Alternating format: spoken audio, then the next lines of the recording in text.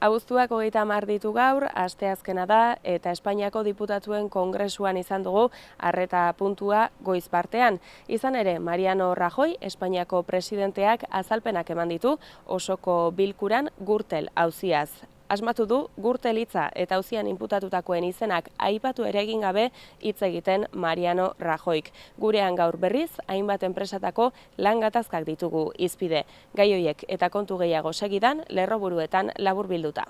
Korrupzioaren aurka, erreformak gaitzespenak baino eraginkorragoak direla, esan du Mariano Rajoyk, Espainiako gobernuko presidenteak Gürtel auziagatik Espainiako kongresuko ezohiko osoko bilkuran deklaratu behar izan du goizean. Inbertitzaileen berririk ez da izan La Navalen, akziodunen gaurko bileraren atarian, Sestaoko ontziola likidaziorako bidean dago akziodun nagusiek ez dutelako asmorik diru gehiago jartzeko. Deldago enpresaria zen 42 milioi euro jartzekoa, baina akziodunek ez daukate haren berri. Bilboko Autonomia kaleko Simpli supermerkatuaren atarian elkarretaratzea egin dute Simpliko eta Grupo Norte garbiketa enpresako langileek. Simplik garbiketa kontratu guztiak eten zituen abuztuan, baita Bizkaian Grupo Norterekin zeukana ere, 31 langile kalean geratzeko arriskuan daude ondorioz. Greba orokorra egingo dute AENA eta Enaireko langileek irailean hasita. Lan baldintza hobeak eta soldaten igoera eskatzen dute, besteak beste, abendura arte 24 orduko geldialdiak egingo dituzte eta Euskal Herriko aireportuei ere eragingo die horrek. Isurketa baten arrastoa antzeman dute Garoñako zentral nuklearrean, ikuskatzaileek ekainean egindako miaketa batean antzeman zuten kutsadura. Nuklenorrek erabaki du gertakariaren berririk ez ematea. Desobiratze lanak egiten dihardute astelenetik Zizur nagusian, 36ko gerraren hasieran erail zituzten 4 lagunen hilotzak aurkitu nahi dituzte. Lanak ez dira errazak izaten ari, gorpuen gainean obra soberakinak bota izan baitzituzten aspaldi. Harvey urakanak lurra jo du Texaseko kostaldean asteburuan eta Houston hiria eta inguruak suntsituta utzi ditu. Ekaitz tropikal bilakatu da eta izugarrizko uholdeak eragin ditu azken egunotan. Haizea indarra galtzen hasi bada ere, euriten ondoriozko hondamendia handia da. Globalizazioaren ondoko efektuen gaineko hausnarketa egingo du Getxofotok aurtengoan, gaur hasi eta urriaren batera arte, munduko 23 artistaren lanak ikusi ahal izango dira Getxoko nazioarteko irudi jaialdian.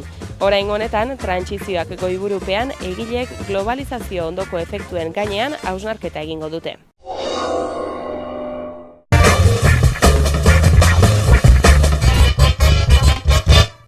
Goizeko 9:00 jotze hartzirela iritsi da diputatuen kongresura Mariano Rajoy eta ez ditu erantzun kanpoan zain zituen kazetarien galderak. Osoko bilkura minutuko isilunearekin hasi dute, duela 2 aste, Katalunian izandako atentatuen harira. Bide beretik jo du Espainiako presidenteak ere eta atentatu horietako biktimak ekarri ditu gogora hitzartzearen hasieran. Horren ondoren esan du, behin baino gehiagotan eman dituela azalpenak ustelkeriaz, zehazki 52 aldiz.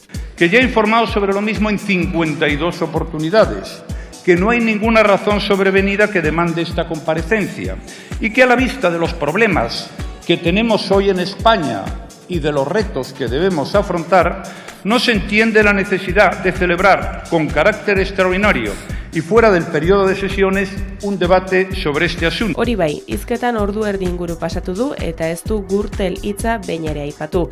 Ez da Barcenas, Correa edo La Puerta ere. Rajoyk gai garrantzitsuak beste batzuk direla esan du eta Kataluniari modu bat baino gehiagotara egin dio aipamena. Duela 2 asteko atentatuak aipatuz, zein Espainiaren batasuna mantentzeak lehentasuna duela esanez. Politikarien bizitza publikoan zuzentasuna eta gardentasuna bermatzeko lanak asko kezkatzen duela ere ziurtatu du Espainiako presidenteak eta gaineratu du bide horretan neurri eta lege asko onartu dituela bera buru duen gobernuak. PSOEko Margarita Roblesek hartu du hitza Rajoyren ondoren argi utzi dio Espainiako presidenteari beste behin ere ez duela ezer argitu eta susmopean egoten jarraitzen duela. Es un presidente bajo sospecha. Y es usted un presidente bajo sospecha porque con sus silencios, con sus omisiones, con su falta de la verdad, ha demostrado una connivencia o una tolerancia con la financiación de su partido que está sujeto al conocimiento de los tribunales. Podemoseko Pablo Iglesiasek Rajoyri gogorarazi dio ustelkeria badela gai kezkagarria eta Espainiarrek badutela horrekiko ardura. Gainera leporatu dio Rajoy dela Espainiako ustelkeriaren erantzule nagusia. PPko korrupzio kasuez ezer ez badaki, ez gauza edo gezurtia dela esan dio Iglesiasek Rajoyri. Usted nos convence y nosotros le creemos y creemos que efectivamente usted no sabía nada y por lo tanto llegamos a la conclusión de que es usted un incompetente, porque siendo dirigente del Partido Popular desde 1989 y presidente del Gobierno desde las elecciones de 2011, solo un incompetente podría no saber lo que estaba ocurriendo en su partido. Albert Rivera, Ciudadanoseko diputatuak, Rajoyri mitin bat eskaintzea leporatu dio, baita gezurretan aritzea ere, auzitegietan egin duen bezala. ¿Pero qué se esperaban? Que el señor Rajoy viniera aquí en este formato, sin pregunta ni obligación de decir la verdad. Si a lo mejor no ha dicho la verdad ni en los tribunales, ni lo dice la comisión, ¿lo va a decir en un mitin? ¿Cómo lo va a decir en un mitin? RSko Joan Tardak unea baliatu du Kataluniako independentziaren alde egiteko, eta argi esan dio Rajoyri, katalanek ez dietela inolako autoritaterik aitortzen Espainiako instituzioei. Porque las instituciones catalanas hoy día ya asumen como su sociedad que las instituciones españolas no tienen, de hecho, ninguna autoridad moral en Cataluña. La mayoría de la población las percibe como corruptas, incapaces de sintonizar con los anhelos y esperanzas de la ciudadanía. Solo recibimos, y la prensa española es el ejemplo de todo ello, solo recibimos insultos, prejuicios atávicos, caricaturas burdas y apelaciones a la violencia y amenazas. Solo les queda la fuerza para imponer el poder. EAJko Aitor Estebanek esan du Kongresuko osoko bilkuran baino ikerketa batzorde batean eman beharko lituzkeela azalpenak. Rajoyk erosoegia izan dela gaurko formatua beretzat. ¿Para qué una comparecencia del presidente en pleno? Trámite cómodo para él, con tiempos breves e intervenciones tasadas. Eta EH Bilduko Oskar Matutek popularren ustelkeriaren adibideak asko direla gogorarazi dio Rajoyri. Corrupción son los sobresueldos de sus compañeros de partido, los sobres de dinero negro, la contabilidad Zambé y el Luis sé fuerte desde su propio teléfono móvil, señor Rajoy.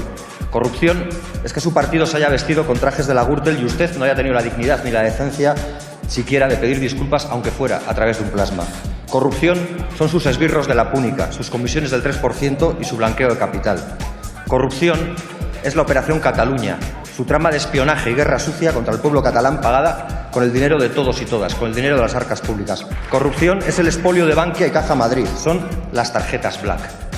Corrupción es que no sepamos si la España que ustedes gobiernan y en la que vascas y vascos estamos atrapados vive más en una película de Berlanga o en una nueva entrega del Padrino. Corrupción es que en la calle Génova los discos duros desaparezcan a golpe de martillo y los papeles de su tesorería a golpe de trituradora. Corrupción es la omertá, el silencio cómplice con el que se protegen entre ustedes. Corrupción es que el PP, a ojos de cada vez más juristas y de gran parte de la ciudadanía, sea más una organización criminal que un partido político. Señor Rajoy, la corrupción acompaña sus pasos, pero por lo que vemos no le desvela en absoluto.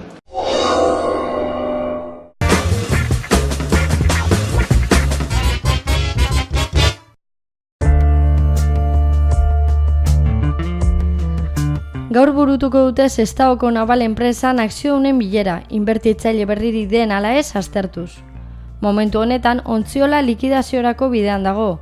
Orain dauden akziodunek ez baitute diru gehiagori jarri nahi eta inbertitzaile berrien zain daude. Orain dela 3 aste Deldago enpresari asturiarra izan zen beharrezkoak diren 42 milioia jartzekoa, baina akziodunek ez dute honen berririk momentura arte.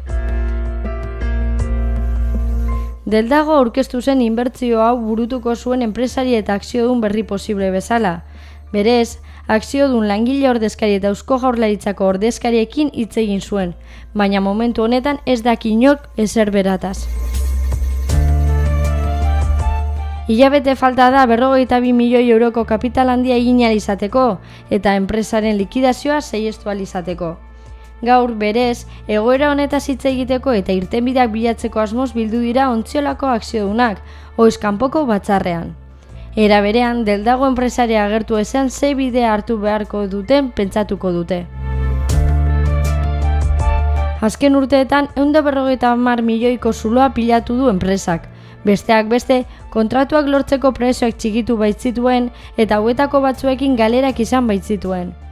Navalek 220 langile ditu zuzenekoak eta zeharkakoak 1600, azpi kontratazioen bidez. Azpi kontrataturiko enpresa hauetako askok Navalentzako lan egiteari utzi diote, konpainiak ez dielako ordaintzen.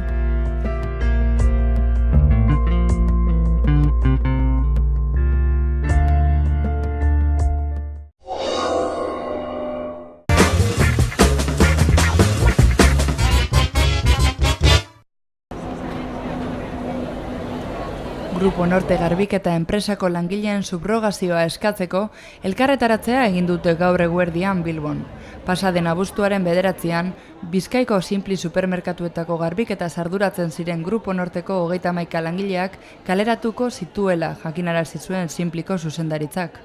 Egoera honen aurrean, enpresa batzordeko ordezkariek urgentziazko bilera bat eskatu zioten enpresari gatazka konpontzeko asmoz. Enpresaren interes faltaren aurrean, gaurko elkarretaratzea deitzea erabaki zuten, guztiok gara Simpliko langileak lelopean. Pasaden abuztuaren 24an lehenengo elkarretaratzea deitu zuten, eta gaurkoan bezala, langilea jasaten ari diren prekarietatea salatzeaz gain, kaleratutako 31 langileen subrogazioa eskatu zuten.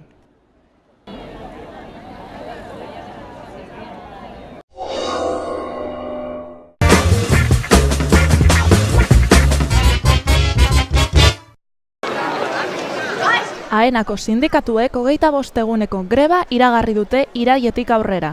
Estatu mailakoa izanen da eta 24 orduko geldialdiak egonen dira iraietik abendura bitarteko egun konkretu batzuetan. Zehazki, iraiaren 15ean izango da lehenengo geldialdia eta abenduaren 31an azkenekoa. Hortaz, udako oporren itzulerarekin bat eginen dute baita urriko eta azaroko zubiekin eta eguberrietako oporraldiarekin ere. Sindikatuko ordezkariek lan baldintza hobeak eskatzen dituzte langileentzako, AENan eta ENAIren postu berrien sorrera eta soldaten igoera. Horrekin lotuta, abonamendu lineal bat ere eskatzen dute eta enpresaren irabazietan parte hartzea. Izan ere, eta sindikatuek argudiatu dutenez, langileek erosteko ahalmenaren 8% galdu dute 2010 urtetik ona. Enpresaren irabaziek nabarmenki gora egin izan badute ere. Greba orokor honek ondorio zuzenak izanen ditu aireportuetako funtzionamenduan. Aparkatze, segurtasun, mantentze, kontrol, suhiltzaile eta zinta lanetan eragingo du. Zerbitzuak minimora murriztuko baitira. Iruña ere hartuko du greba deialdiak, baina noaingo aireportuko hegaldiak bermatuta egonen dira gutxiengo zerbitzuei esker. AENako ordezkariek sustapen ministerioak haien eskakizunei erantzuten ez dietela esanez jarri dituzte grebarako urratsak martxan. Maiatzan egin zituzten eskaerak lehenengo aldiz grebarako mehatxupean, eta Bartzelonako El Prat aireportuan gertatutako istiluek prozesua areagotu dute. Hala ere, abuztuaren 31an bilera izanen da azpiegitura estatu idazkariarekin eta akordio batera iristeko konfidantza dutela esan dute.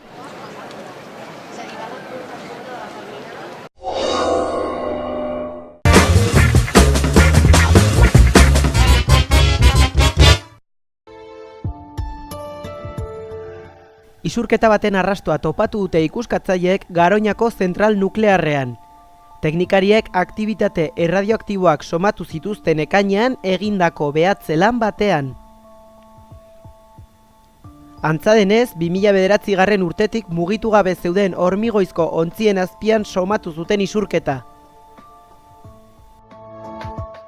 3 edukiontzi horien kutsaduraren hasiera aspaldikoa izan daitekeela azaldu dute ikertzaileek. Nuklenor enpresak gertakaria isilarazi eta haren berri ez ematea erabaki du. Cesio 137 sortu zen Garoñan, besteak beste Txernobil eta Fukushimako istripuen ostean igorritakoa. Adituek gai hontaz kutsatzea zaila dela azaltzen badute ere, osasun arazoak sor litzake Cesio erradioaktiboarekin kontaktua izateak.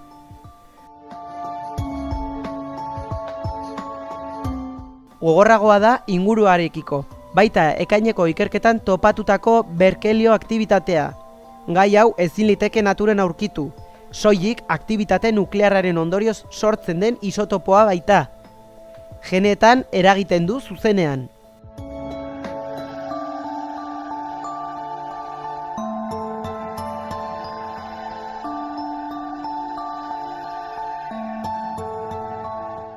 Aurretik ere, hauts radioaktiboa isuri zen Garoñan, kamioi bat kargatzen ari zirelarik. Txostenaren arabera, maila apaleko isuria izan bazen ere.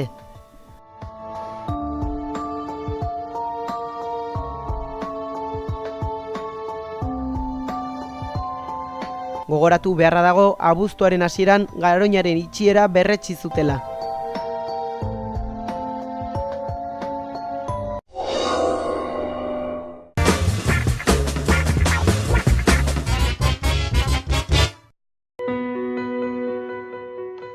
Desobiratze berria egiten hasi ziren astelenean Zizur nagusian, Nafarroan.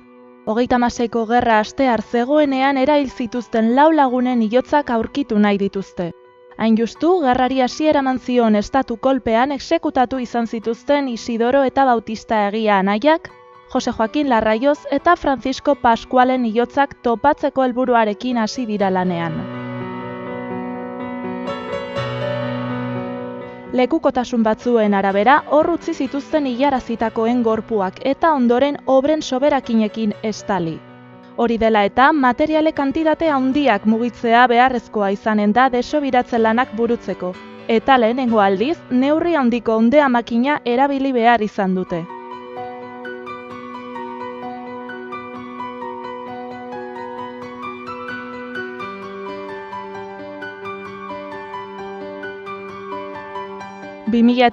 garren urtetik 23 exhumazio burutu izan dira, 24 honako honekin.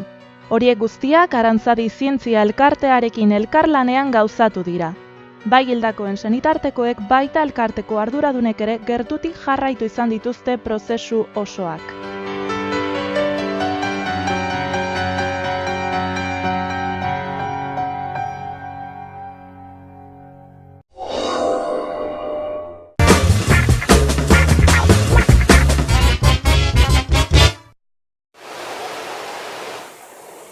Texas estatura iritsitako Harvey urakanak kostaldea suntsitu egin du.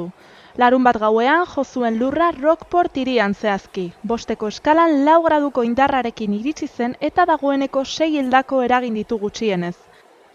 Horretaz gain, Houston hirian eta bere inguruan hondamendi handiak sortarazi ditu. Zuhaitzak lurrera bota eta hainbat etxebizitza eta bestelako eraikuntzak behera bota egin ditu. Urakana ekaitz tropikala izatera igaro da eta aurreikuspenek iragartzen zuten bezala eurite handiak izan dira azken 2 egunotan. Horiekin batera 215 km/orduko haize boladak izan dira Texasen, eta horrek guztiak izugarrizko uholdeak eragin ditu Houston hirian batez ere. Kaleak ibai bilakatu egin dira eta bertako etxeetan urak ia metrorainoko altuera hartu du. Metro terdira iritsiko dela diote aurreikuspenek. Texas estatuko gobernadore den Greg Abbottek alerta egoera ezarri du eta kostaldeko biztanleei haien etxeak uzteko eta barnealdera joateko aholkua eman die. Houstonen 2 milioi biztanle inguru bizi dira eta horietako askok dagoeneko alde egin dute. Baina aireportuak eta komunikazio bide gehienak itxi egin dituzte eta biztanle asko etxeetan harrapatuta gelditu izan dira ondorioz.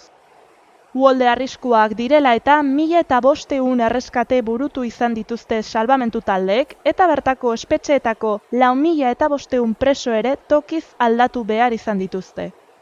Kalte materialak oso handiak izan dira, oraingo zenbatekoa zehaztea ezinezkoa bada ere, milioiko galerak izango direla jakinarazi du Abbott gobernadoreak.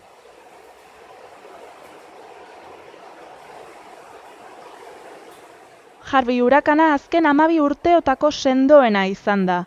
Azkeneko orduotan indarrak galdu egin badu ere, aurreikuspenak ez dira batere onak, ibaiek gainezka egiteko arriskua baitago.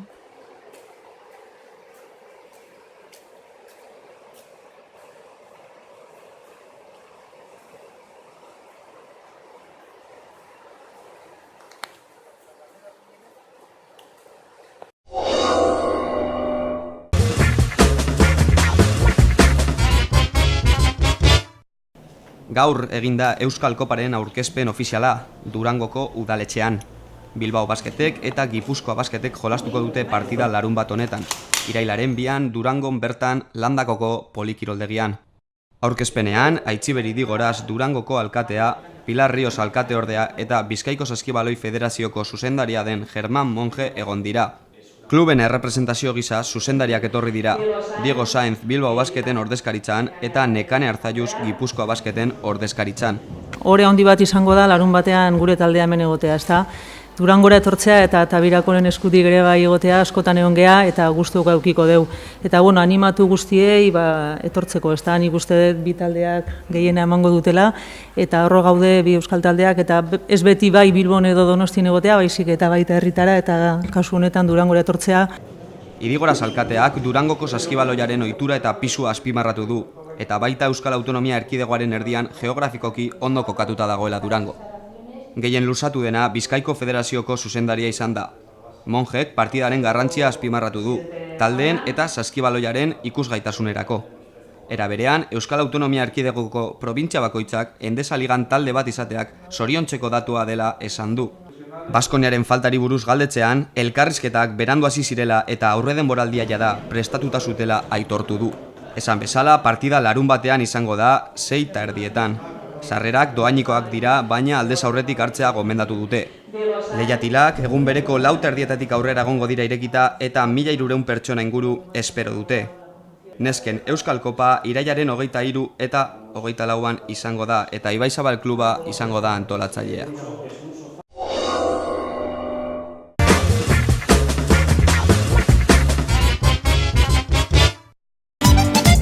Loiuko Larrondo auzoko jaietan 3 eguneko egitarau oparoa prestatu dute.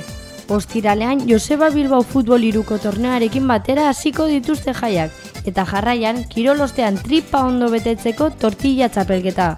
Gauean, egunari amaiera ezin hobea emanez, trikizio erromeria izango dute, gorputzak ondo astindu ahal izateko. Bigarren egunean, irailaren 2an larun batean, herri baskariarekin hasiko dute eguna, herria batuz eta ondoren elkarrekin jokatuz, bai mus, tute eta briskara. Arratsaldean, pilota partidak eta aurrentzako jolasak izango dituzte, adintarte guztiek jaiez gozatzeko aukera paregabea izanik. Gauean, denak transformatu eta Larrondo zirko bat bilakatuko dute, mozorro gauean. Eta nola ezin liteke zirko bat egon musikarik gabe, eta Garilako 26 erromeria arduratuko da hau girotzeaz. Azkenik, igandea txapelketen eguna izango dute, herri dantzek girotuta piper eta paia txapelketak izango dira, sari anitzekin. Jaiei amaiera emateko, txikitxoenek apar jaia eta 6 borrekin batera disko festa edukiko dute.